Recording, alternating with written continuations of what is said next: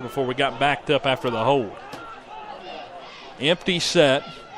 And there's a snap. Lathrop dropping back. A three-step drop goes over the middle, but sails well high of Rose, who wasn't really running all that quick on the play. I don't think Rose thought the ball was going to be intended for him. He kind of cut up short, and Lathrop wondering what happened there. He said, wait a minute, I'm a running back, not a receiver. Yeah. So it didn't look like a full speed.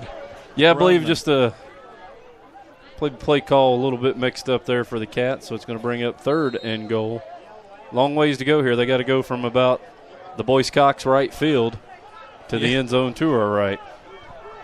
Long way. 3 wide right side. Rose in the backfield. Right to the left side is a wide receiver. Lathrop under pressure as the ball is up, and Wright has it bounce off his hands in the end zone.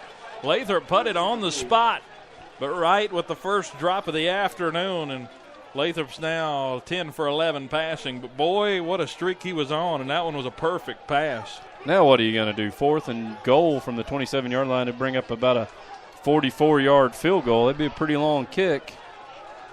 Yeah, you're going to definitely no man's land. A lot you could do here. How many coaches have a 4th down and goal from the 27? We'll see what we dial up. I think Coach Chris found a play. We'll see. 4 wide receivers. Rose in the backfield. Lathrop with the snap. Drops straight back. Now is going to cut back out. Flips it to Rose on the side, who breaks the tackle up past the 15, and he stays up but is out of bounds at around the 14-yard line, and that'll be a turnover on downs as Wise survives. So right there, Wise really buying a little bit more time for this game to at least stay within a 20-point difference. Well, obviously he didn't have the 4th and 27 play called up, but that's a good play. You know, you take what you can and give Wise a little bit longer field to work with, put them all the way down at their own 14-yard line. They haven't shown the ability to move the ball so far in the second half on that first drive like they did. And that's They're in the first stop. half, so First let's see what happens. Wise. Hey, fans never miss a moment of the 2018 season. Tune in every week for Virginia High football on Bearcat Radio. Coverage begins 30 minutes before kickoff at www.spreaker.com/Bearcat Radio. Go Cats. 3 wide receivers in the formation for Wise as they begin from their own 14-yard line. They try to work off the right side with Bowling again. He's dropped right at the line of scrimmage, 2nd down and 10. So no gain on that play. They're still at the 14-yard line. Again, you can also follow Bearcat Radio on Facebook, or follow us on Twitter at VHS Bearcat Radio, and on Facebook at facebook.com/VHS Bearcat Radio, or just search Bearcat Radio in the search toolbar. Score update there in the Chilhowie game. They're now up 32-0 on the Rocky Maroons, so pitching a shutout against George Wythe. That's impressive. That might be the most impressive victory of the year for Chilhowie. As McAmis rolls out, throws on the little out route to the other side. A nice grab near the sideline by Dylan Short, a senior wide receiver, but it looks like he's cramping up.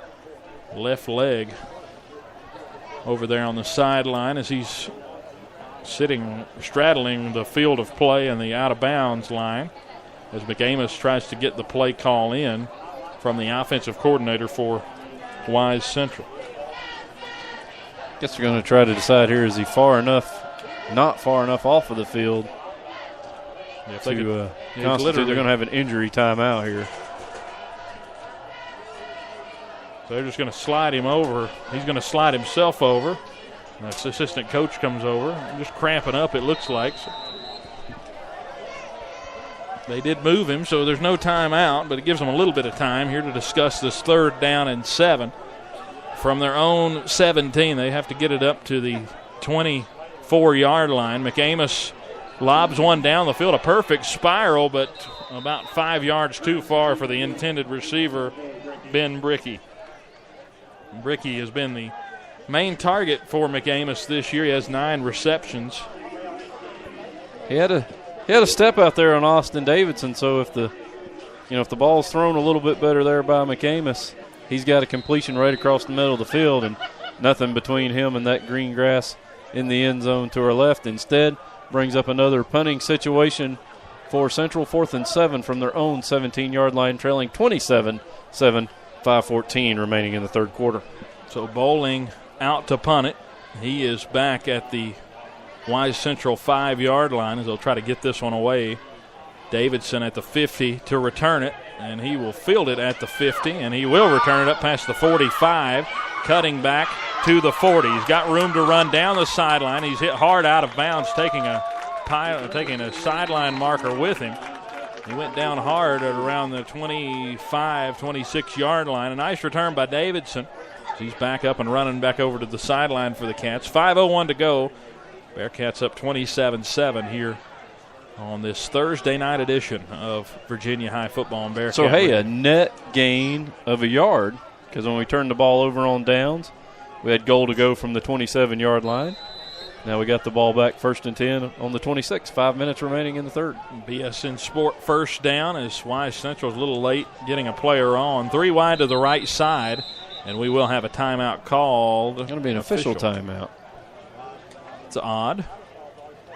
And Wise will substitute. Okay. Back judge, he couldn't handle the quick change of possession. So our back judge had to get on the proper side of the field here. And Wise bought them a break. They had 12 on the field. They run a man off late here as Lathrop drops back to pass under a heavy rush. Tries to wiggle out of it, but he's brought down for a loss of about 5, and he's sacked back at the 31-yard line. Now Ben Stollard, the senior, with the sack there for Central. Pocket just collapsed right away on that one. They went with the pressure on first down. See where the Cats go here. 2nd down and about 14. Ball's on their own or inside the 30 of Wise Central. Have to get it up past the 20 to the 16 to get the first. Read option. Lathrop going to keep and try to cut outside, and he's brought down by the horse collar tackle, and Lathrop, a few words there as he got back up as Ben Brickey's going to be flagged with the penalty. We're going to have a holding flag there, too, I believe, against the Cats. I believe they're going to get Colton Radcliffe on the hold, so these may just be offsetting penalties. Let's see. Well, the horse collar was definitely there, but we do get now there's the hold on the Radcliffe. Initial call for the hold as they're going to make sure they get the directions right. Personal foul, horse collar, and those penalties will offset. All right, so we'll do it again. You can't see it. We're, broadcasting through audio. But on that play, Jamie, again, we touched on what would be some adjustments we would make. The middle of the field was completely wide open. He tried to cut it out here to the near sideline, and if he ended cuts up it up, costing him Ratcliffe's yardage. not a part of that play. Right. And the horse collar might still have happened, but who knows. Instead, we'll replay the down. 2nd down and 14. Balls on their own or on the 30 of Wise Central. 3 wide to the left as Lathrop looks to get the play call in from the sideline. 7 seconds on the play clock. Which they don't have at Tennessee High. Lathrop looking over the middle and through the hands of Johnny Delaney. He was down at around the 11-yard line. It would have been close to the first down. Would have gotten the first down. Instead, it's incomplete, and it'll bring up 3rd down and long. So right now, Wise Central doing what they got to do. It hasn't been pretty here in the second half. The Bearcats have played this whole half on the Wise Central side of the field. But from the 30 in. So far, though, nothing to show for it, though, for this Bearcat offense. It reminds you of the John Battle game in the 3rd quarter. Offensively, the Bearcats have scored 14 points in the 3rd this season through 3 games, and Lathrop will be sacked here as he's brought down, thrown hard late by Zach Roberts, 56. There on the tackle. And it's another sack for Wise. So what do you do here? You're going to try to go for it on 4th down and about 17. Well, that's better than 4th and 27. That's true. A little bit closer. So Clock's still running. 3:20 remaining here in the 3rd quarter.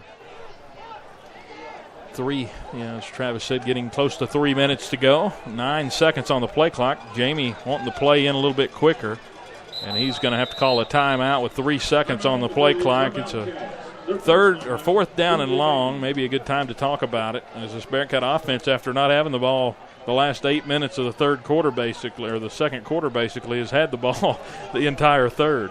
Yeah, they were flipping through the playbook there and trying to find that perfect 4th and 16 play. Couldn't quite get it. Jamie getting a little frustrated. Now, we've seen this in a few games this year. Of course, we know the system that we're using to get the plays in. Sometimes maybe you're not paying attention quite as closely as you should be. If you miss the first or second set of signals in that, you get crossed up and you're not sure on the personnel. So we've seen Virginia High have to waste a lot of timeouts and such. I'm not saying this one's a waste. I mean, it's 4th and 16, 3 minutes remaining in the third. You got to think about something. You're in no man's land here.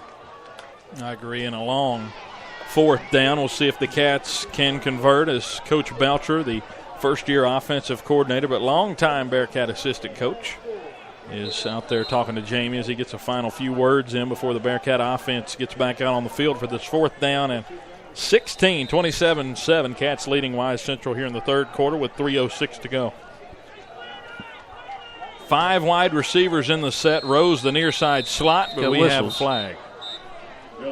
We will see another false start on the Cats. Wow, and you see that a lot coming out of timeouts. That's the second time we've seen it tonight. Once on Wise and now on the Bearcats. That is true, so not good.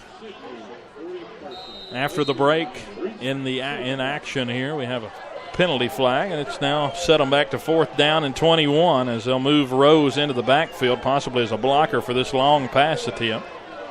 Austin Davidson was about to come over to the right side. Jamie now having a hard time getting the play call in. 8 seconds on the play clock, 3 wide to the left, 1 to the right in this 4-wide set. They'll bring a little heat off the right edge, and Lathrop sacked back at the 48-yard line.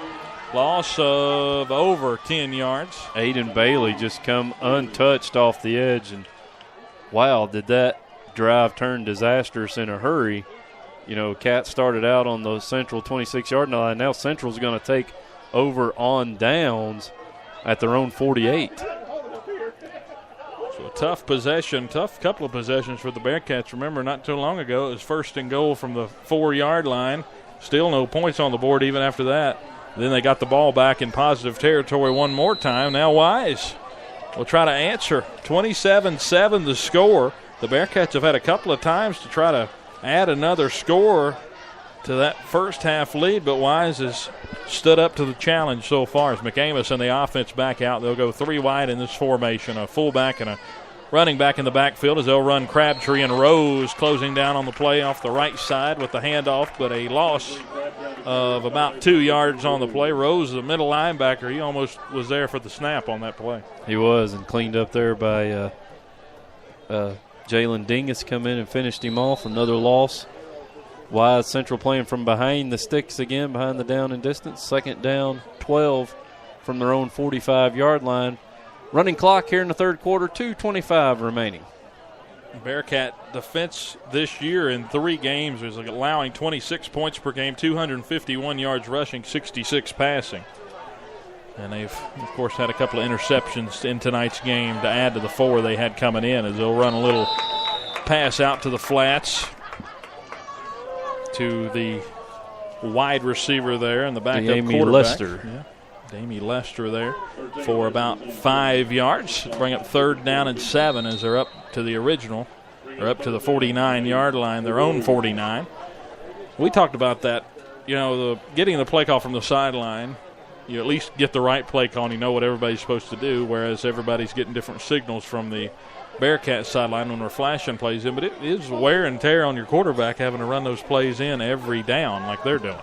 As McAmis will roll out to the right and throw a little screen off to the left side. Cutting back up the field is the receiver, and he's got a 1st down. A nice play there as C.J. Crabtree, usually a running back. He's right at the sticks. To me, he fell forward to the 42, but they marked it at the 43, so they're going to probably measure this. It's going to be tough to look with the naked eye there and get an idea. Well, the head ref can do it. He's giving him a 1st down. You know what? Never mind. Eagle eye out there. 1st down, Wise Central. So and Central's the second team this year, we've seen do that. John Battle did it too. They just run the quarterback over to the sideline every time, and then he's back in with the play. Yeah, you think you would wear a guy out like that. But like we said, at least you get the right play in as McAmis hands off this time.